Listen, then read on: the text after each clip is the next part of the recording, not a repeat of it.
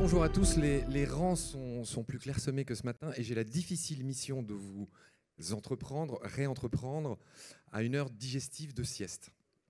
Pour remédier à ça, on a imaginé un petit game, un petit jeu qui va consister à glisser à partir de maintenant dans chacune de nos interventions un mot surprenant qui nous a été imposé afin que ça ne soit pas trop ennuyeux, prout-prout. Vous voyez le but, c'est aussi pour vous rendre un peu plus attentif. Je m'appelle Marc, je suis journaliste, je fais essentiellement des podcasts qui racontent le vivant. Il y en a un sur France Culture qui s'appelle Mécanique du vivant et l'autre qui s'appelle Baleine sous gravillon. Ce titre a de l'importance pour la suite de ce que je suis venu vous raconter aujourd'hui. En l'occurrence, que tout mon travail est basé sur une phrase du commandant Cousteau qui dit « On aime ce qui nous a émerveillés et on a tendance à protéger ce qu'on aime ». Donc moi, je vends du rêve d'une certaine manière. J'essaye, en racontant le vivant, j'essaye de reconnecter. C'est un truc que vous avez entendu souvent, je pense. Et le problème, c'est que je vais essayer de vous montrer que, en fait, presque personne ne connaît les fondamentaux, les bases les plus élémentaires de ce vivant. Je parle de mes confrères, de mes consoeurs, je parle de moi-même. Il y a un bouquin qui recueille tout ça que je vends d'ailleurs au café pour ceux qui voudraient avoir ce petit aide-mémoire. Et ce vivant n'est pas connu de mes confrères, des entrepreneurs, j'ose le dire devant vous, des politiques, des professeurs, de beaucoup de gens qui pourraient et qui devraient le connaître. Je vous donne un exemple très récent. Je pense que vous connaissez tous Sea Shepherd, que j'adore. Il se trouve que Paul Watson a eu la gentillesse de faire une dédicace pour Baleine sous gravillon. Il a donné son interprétation de ce titre, encore une fois, Baleine sous gravillon. Et je répète que je les adore, je pense comme beaucoup d'entre vous. Je rappelle que si l'Antarctique est un sanctuaire pour les baleines depuis 2017, c'est essentiellement grâce à Paul Watson et à Sea Shepherd, qui a été viré de son assaut depuis, etc. Je pense que vous connaissez l'histoire.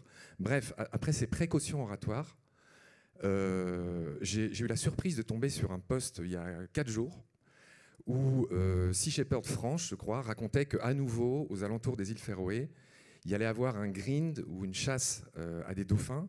Alors la première surprise, c'est que ce n'étaient pas les habituels globicéphales, qui sont des grands dauphins noirs avec une tête très melonesque. Dans le post, il parlait de Stenella, c'est-à-dire de dauphin bleu et blanc, qui est un dauphin, pour ceux qui naviguent, qui est assez commun en Méditerranée. Et la photo qu'ils avaient mise sur ce qu'ils annonçaient des dauphins bleus et blancs était, ça ne va rien dire à personne, il y a 90 espèces de cétacés dans le monde, c'était un lagénorhynque obscur. C'est le nom de cette espèce. Il se trouve que j'ai fait des émissions sur les cétacés, je les connais bien, mon podcast s'appelle Baleine sous gravillon. Et donc, j'ai fait une remarque en disant « J'adore ce que vous faites, je suis avec vous, mais la photo ne correspond pas à ce que vous annoncez. » Et bizarrement, ce post a fait beaucoup de likes, il a eu un grand succès, et c'est très bien.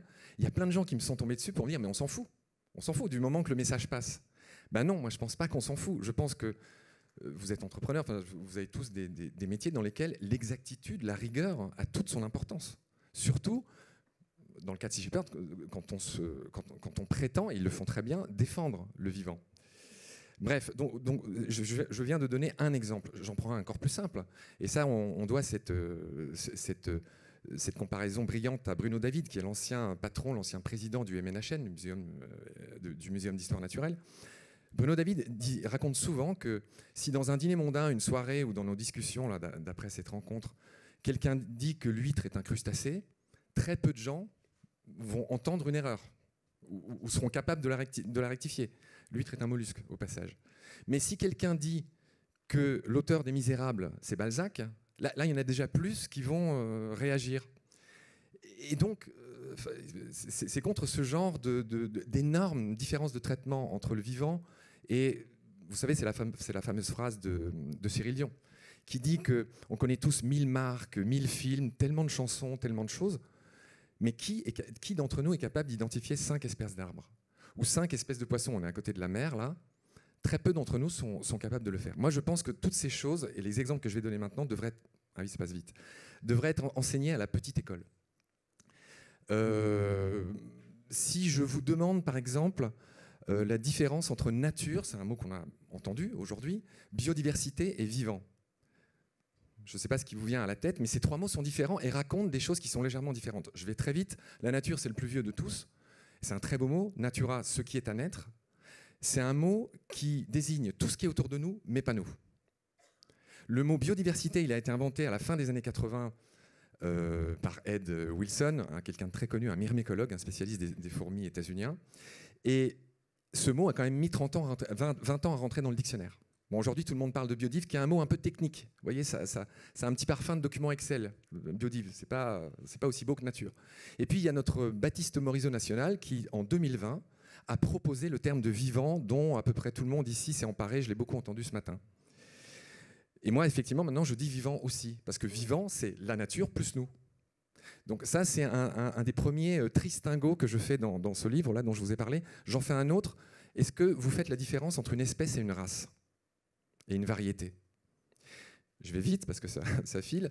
Une espèce, c'est tout ce qui est sauvage. Une race est toujours le produit d'une domestication et d'un élevage, et donc c'est un produit commercial, une race. Si quelqu'un vous parle d'une race de lion, ça n'a pas de sens. On entend ça, hein, parfois. On entend même parfois parler de race d'humains. Qu'est-ce que j'ai d'autre dans ma besace? J'ai, par exemple, si je vous demande combien il y a de règnes sur Terre. Je pense que beaucoup d'entre vous connaissent les animaux, peut-être les végétaux, évidemment, les champis. Est-ce que vous savez combien il y a de règnes sur Terre? Bon, c'est un peu discuté, mais aujourd'hui, officiellement, il y en a 7, 6, 7. Il y a débat. Et on a même créé une catégorie du dessus qui s'appelle les domaines ou les empires. Et dans les empires, il y a les bactéries et les archées.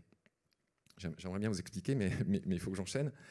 Dans les autres erreurs courantes, il y a, et ça c'est vraiment le centre de mon livre, et là je parle vraiment aux entrepreneurs, parce que dans mes conférences je leur en parle beaucoup, c'est la répartition de la biomasse sur Terre. Question simple, si on pèse tout ce qui vit sur Terre, à votre avis c'est quoi le podium? On sort des Jeux Olympiques là. Si on pèse tout ce qui vit sur Terre, qu'est-ce qu'il y a sur la première marche du podium? J'entends souvent qu'il y a des gens qui disent que 80% de ce qui vit, c'est les vers de terre. Je ne sais pas si vous l'avez déjà entendu. Ça, c'est une énorme bêtise. 83% de tout ce qui vit sur Terre, ce sont les arbres, ce sont les plantes. Surprenamment, sur la deuxième marche du podium, il y a, vous savez quoi? Les bactéries. Vous en avez tous 2 kilos dans le ventre à peu près. Sur la troisième marche du podium, bon, je vous renvoie au bouquin, mais les animaux représentent, tous les animaux, hein, des baleines aux vers de terre en passant par nous et toi aussi, moins de 0,5% de tout ce qui vit sur Terre en biomasse, c'est les animaux, vous voyez. Encore une fois, tout est dans le titre.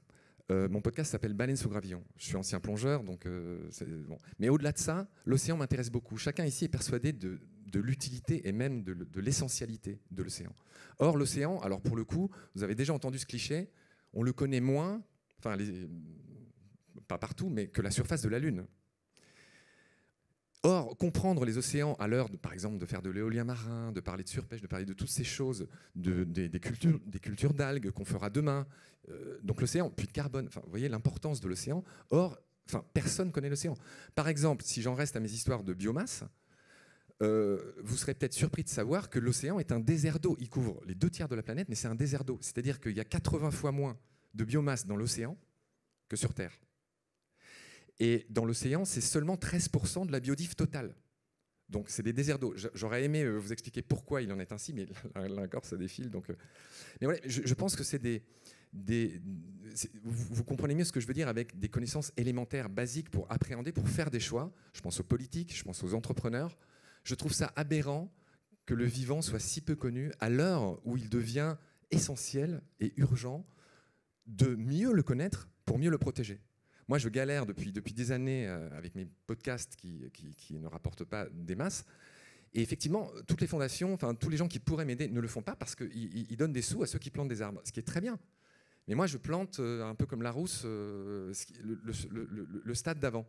Et malheureusement, cette urgence n'est pas comprise. J'ai le temps de vous donner encore quelques exemples. Ce mépris assumé du vivant, qu'on a tous, même moi, hein. Dans ce bouquin, il y a aussi beaucoup d'erreurs que j'ai commises, d'erreurs d'appréciation, des erreurs de chiffres. Le diable est dans les détails, vous le savez.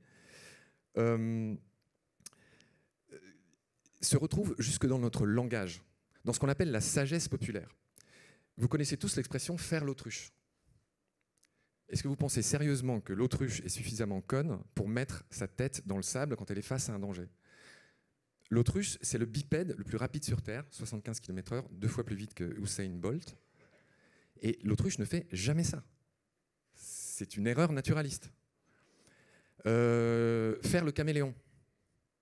Je ne sais pas si vous êtes au courant, mais le caméléon, il met une demi-heure à changer de couleur.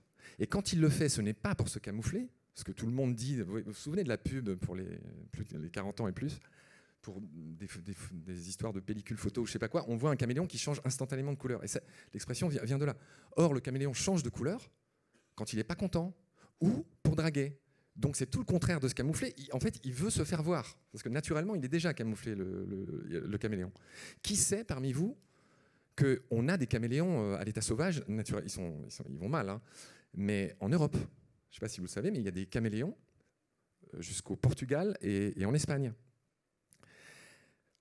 Vous voyez, que les touristes achètent et qui crèvent au bout de 3 semaines, un petit geste inutile et qui ne va pas bien à la biodiversité, mais encore basé sur le fait que personne ne connaît vraiment ces espèces, ce dont elles ont besoin, etc., etc.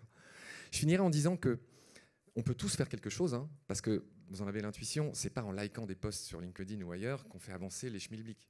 Tout commence par les jardins. Je ne sais pas si vous êtes au courant, mais tous les jardins de France, par exemple, représentent 4 fois l'étendue de toutes les zones protégées en France, les jardins. Donc, abri à chauves-souris, etc., ménager de la place pour les hirondelles ou faire son compost, enfin plein de choses, ne pas tondre, garder des fleurs qui vont faire revenir les insectes, etc., etc., etc. Donc voilà, mon cri, mon exhortation consiste à dire il devient urgent de mieux connaître ce vivant, vous en tant qu'investisseur, en tant qu'entrepreneur, tout le monde en fait, et ne plus avoir ce mépris envers ceux que j'appelle nos frères et sœurs du vivant. Vous savez qu'on a tous le même ancêtre commun qui s'appelle Lucas. Voilà, donc j'invite tout le monde à reprendre cette belle idée de Gandhi qui dit « Sois le changement que tu veux voir advenir dans le monde ». Voilà, je crois que je vais m'arrêter là, le compteur est malheureusement à 0. Je vous remercie beaucoup.